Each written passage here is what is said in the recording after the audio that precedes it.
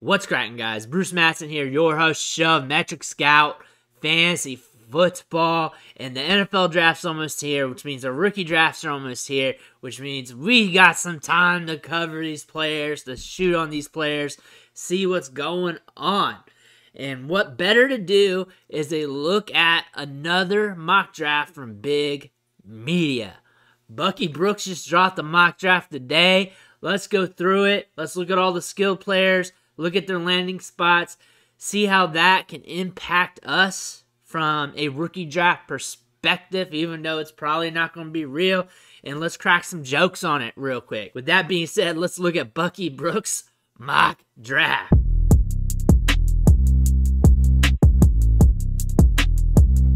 I got his mock draft pulled up. This is his 3.0. He's done 2 prior to this. Here, let's read the headlines, because I've noticed the headline indicates like a selling point to the mock draft. Jets doubled down on defense. No QBs picked in round 1. Most of our mock drafts have quarterbacks going in them, so this is the selling tactic of this draft. Let's see who drafts who, what, where. And the Jets doubled down on defense. So nothing too crazy, but let's take a look. Again, this draft, heavy on defense, offensive line. But as we scroll down, boom, first skilled player taken here, Garrett Wilson. Let's read the sentences guy here. Adding polished route runner to the lineup to complement Kyle Pitts should help Falcons passing game flourish with Marcus Mariota at the helm. That's all he's got said. That's all you need to say, I guess. Garrett Wilson to the Falcons. We've seen this happen in a few mock drafts. We've seen Garrett Wilson be the wide receiver one in a few big media mock drafts. Will that happen? We'll have to wait and see. Falcons do have a need here at wide receiver. Can Wilson help? Probably. He gives you some specs that Calvin Ridley had, a good cerebral route runner who's got some good change of direction skills. I believe Wilson has some better ball skills when the ball's in the air, stronger hands, resets the clock there at the position too. I like Wilson. A lot of people has him as the wide receiver 1 in this class or the wide receiver 2. Some wide receiver 3, mostly in the wide receiver 1, wide receiver 2 range behind Traylon Burks or sometimes Drake London. Those 3 guys are mishmashing each other right now in rankings. But I like Garrett Wilson here as a fit. I like him here for rookie drafts. I don't think he's going to drop in stock at all, going at number 8 to Atlanta. Let's move on down here. Again, no quarterbacks are being taken, as we were told by the headline. Drake London to Houston. Very interesting pick here. Very interesting selection. I've not seen Houston take a wide receiver in any of these mock drafts. This is the first one. Again, they're getting a weapon for Davis Mills. This is what Bucky is saying in his comments down there. Nico Collins is there. What are they going to do with Brandon Cooks? They have a bunch of ancillary jabronis on the roster. Getting a talent at wide receiver is not going to hurt. I imagine they got a lot of other needs, a lot of other things they need to do. I think wide receiver would be a luxury at this point in the draft. But you got to wait and see what happens. Am I going to drop him in value if he goes to the Texans? I don't know. I'll probably want to keep him where he's at. Wide receivers don't really move much due to landing spot. With his tier in the big 3, I may put him as the bottom guy in the big 3 depending on where other guys are at. I like Garrett Wilson a lot, so I'll probably have Garrett Wilson obviously ahead of him if Garrett Wilson's at Atlanta and London's here at Houston. So right now, Houston, landing spot, not too sexy, but the talent's still there where I'm not going to fade him much in drafts. Moving on down, Chris Olave to the Eagles. We've seen the Eagles mocked taking a wide receiver on almost every mock draft I've done. I've done countless of them, probably a good 10 or so. Chris Olave's been going to the Eagles in some of them. Him and Devonta Smith was an interesting pair. Good short area quickness guys, sudden wide receivers, can get open, very trustable, good guys to have on your team. I think those two would feed off each other real well. I think this is a good football move. Fantasy, we have to wait and see. Dallas Goedert's also there. They also like to check it down to the running backs a bit. What's quarterback going to look like for the long term? Jalen Hurts is phenomenal for fantasy. A lot of people very wishy-washy on him from an NFL standpoint. So quarterback could be an issue down the line, but right now it's okay. I think Chris Olave could thrive in this offense. He might be able to usurp Devonta Smith. I think those two really, honestly, from my perspective, those two would feed off each other really well, be a good 1A and 1B, and I pretty much would guess volatility between those two wide receivers, with both of them being around a 20-some% target share. I imagine Chris Olave would figure out to be a key component to the offensive system there. Let's move on down here. Moving on down. Jahan Datsun to the Steelers. Let's just see what he says here. Is there more words after that? No. The spectacular catch and run specialist is a big play weapon with polished route running skills and strong hands. You don't say, Bucky. You don't say. This just doesn't make sense economically. I mean, I get it. Juju Smith-Schuster's gone. But you have Deontay Johnson there. You have Chase Claypool. You're trying to transition at the quarterback spot. I get it. You want to get another receiver. I just think the price tag here for Jahan Dotson's way too high. Way too high. I just don't like it. I think from a fantasy football perspective, I just expect Deontay Johnson just to be the man in the offense. I expect Chase Claypool to do his thing, be a good volatile wide receiver, a good guy to have off your bench in Dynasty to use as your flex.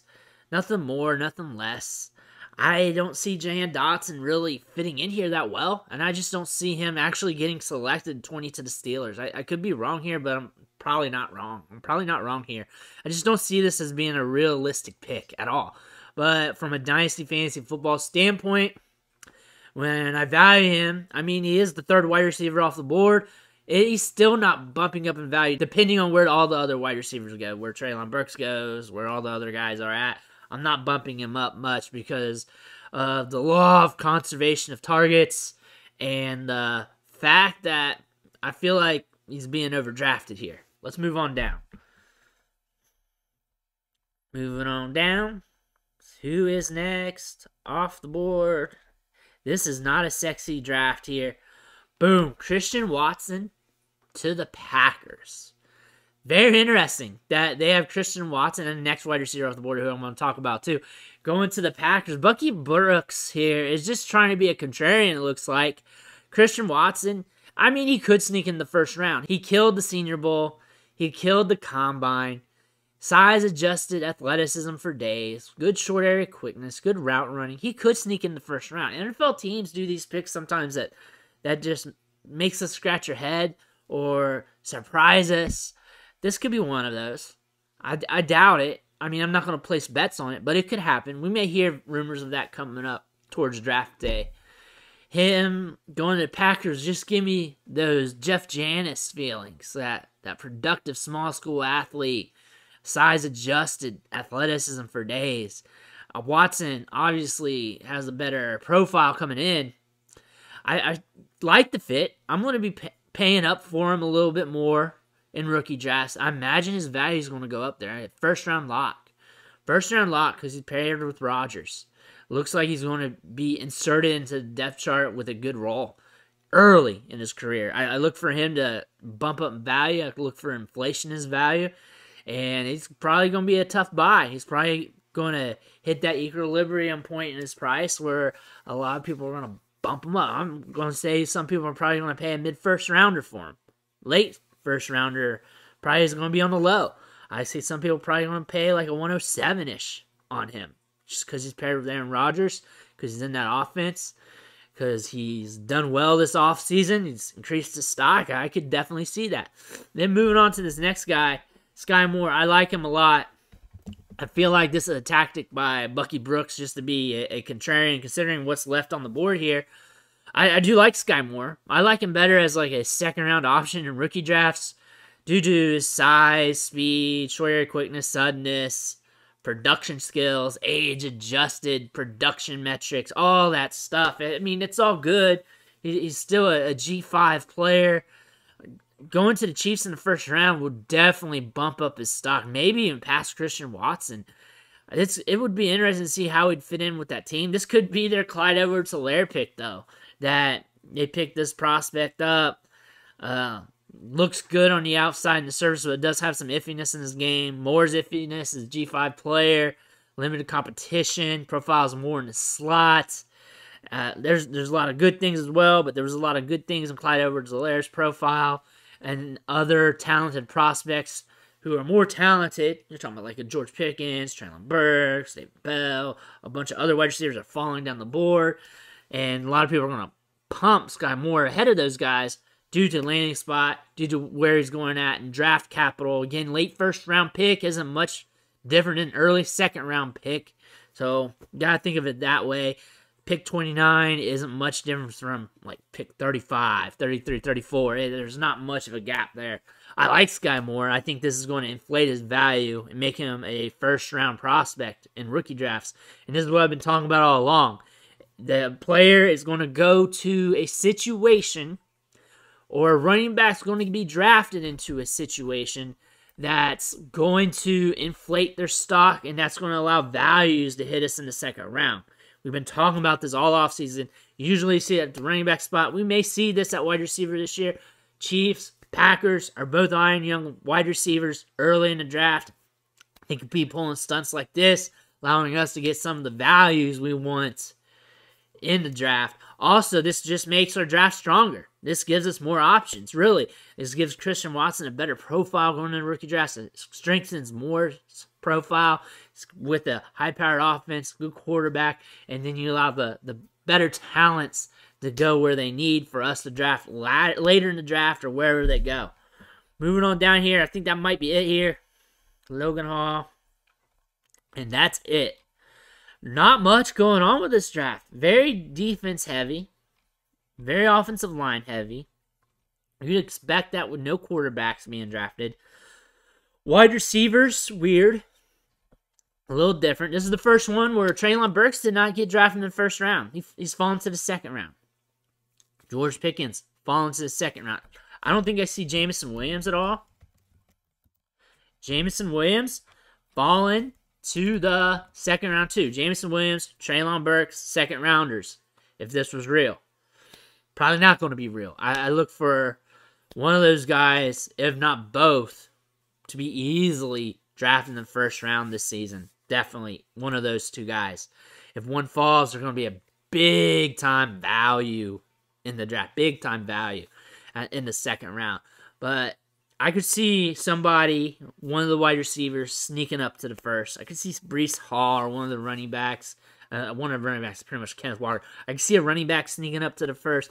I can see a shock pick happening in the back half of the draft. It's just, mock drafts are just too easy to where like the NFL teams surprise us once or twice in every year. It just happens. We see this all the time.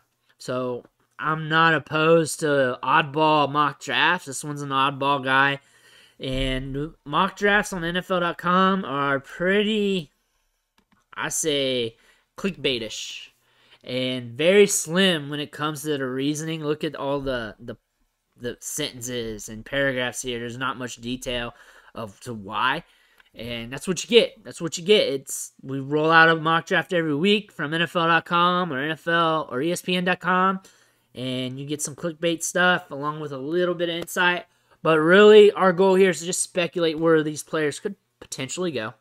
Give us a realistic or semi or fake realistic, pseudo-realistic feel of the draft, of these prospects, and get a reaction of what the values could be. And that's about it. It's just an exercise. That's all it is. The real thing's going to happen here in about a month. Once that happens, cards on tables, and then we got to maneuver from there. And I guarantee you, I'm going to have a lot of videos out on that. I'm going to be pumping them out on the daily, probably 2 or 3 a day until I get them all worked out. With that being said, you better hit that subscribe button before you head out so you don't miss the next episode. Every subscription powers me to keep putting out this content, to keep going over the drafts, going over the film, the metrics, everything else to help your Dynasty Fantasy Football team, help you get prepared for them rookie drafts. Again, I want to thank you, and I'll catch you next time.